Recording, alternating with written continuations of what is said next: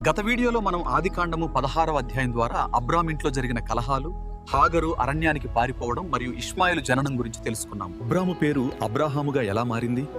దేవుడు చేసిన నిత్య నిబంధన ఏమిటి? ఈ రోజు ఆదికాండము 17వ అధ్యాయం ద్వారా ఆ అద్భుత సత్యాలను తెలుసుకుందాం. ముందుగా ఆదికాండం 16వ అధ్యాయం చూడకపోతే క్రింద డిస్క్రిప్షన్ లో లింక్ ఉంది, ఇప్పుడే చూడండి.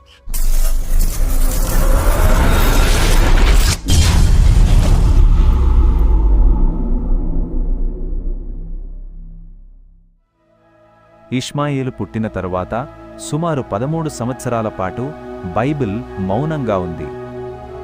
మరి ఈ 13 ఏళ్ల నిశ్శబ్దం తరువాత దేవుడు అబ్రాముకు మళ్లీ ప్రత్యక్షమయ్యాడు.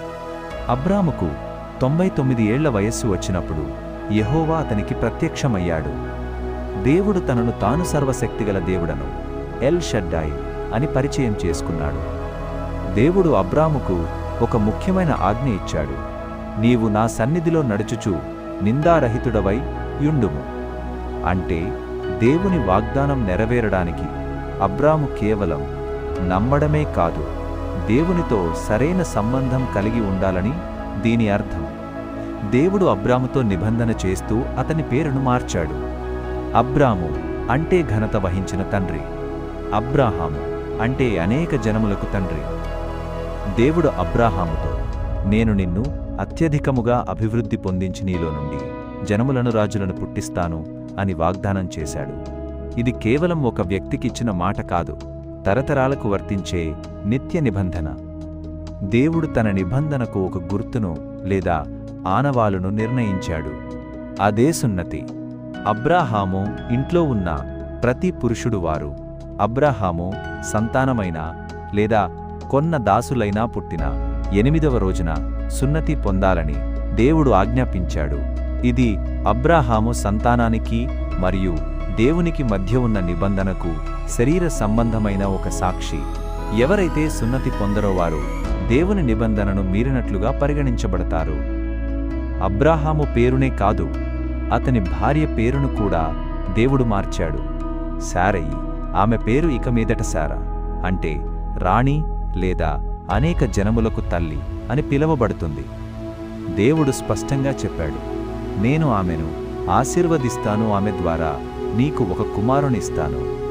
ఇది విన్న అబ్రాహాము సాష్టాంగపడి నవ్య మనసులో ఇలా అనుకున్నాడు, 100 ఏళ్ల వయస్సు వాడికి సంతానం కలుగుతుందా?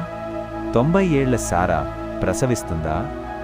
అబ్రాహాము దేవునితో, ఇష్మాయేలు నీ సన్నిధిలో బ్రతికితే చాలు అని అడిగాడు. బహుశా అబ్రాహాము ఇష్మాయేలునే తన వారసుడిగా భావించి ఉండవచ్చు. కాని దేవుడు ఇలా జవాబిచ్చాడు, 1 నీ భార్య అయిన శారా నిజముగా నీకు కుమారుని కంటుంది, అతనికి ఇస్సాకు నవ్వు అని పేరు పెట్టాలి.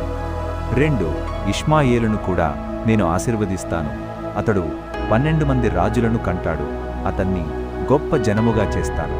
3 అయితేనా నిబంధన మాత్రం వచ్చే ఏడాది ఈ సమయానికి శారా కనబోయే ఇస్సాకుతోనే స్థిరపరుస్తాను. దేవుడు మాట్లాడటం ముగించిన వెంటనే అబ్రాహాము ఏమాత్రం ఆలస్యం చేయలేదు.